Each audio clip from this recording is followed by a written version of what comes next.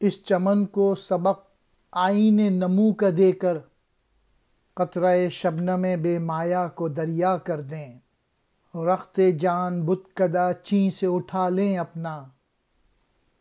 سب کو محو رخ سعدی و سلیماں کر دیں۔ چمن کو یعنی اس قوم کو ترقی کے لیے اس طرح آمادہ کریں کہ وہ جد و جہد کر کے، محنت کر کے، اسٹرگل کر کے انتہائی عروج پر پہنچ جائے۔ اب تک ہم دوسروں کی تہذیب کے شیدائی رہے ہیں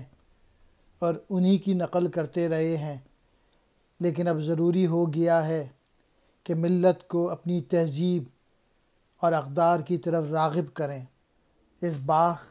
کو پھولنے پھلنے کا ایسا طریقہ بتا دیں کہ شبنم کی بوند دریا بن جائے۔ آ کے ہم اپنا ساز و سامان چین کے بت خانوں سے اٹھا لیں اور اپنی قوم کے ہر فرد کو سعدی اور سلیماں کا شیدائی بنا لیں کہ وہ ان کی نالج حاصل کریں۔ ہمارے طریقے غیر اسلامی ہیں، یعنی ہم بت خانوں کے اثرات ہیں ہم اپنی قوم کے لوگوں کا اسلام کا شیدائی بنا لیں۔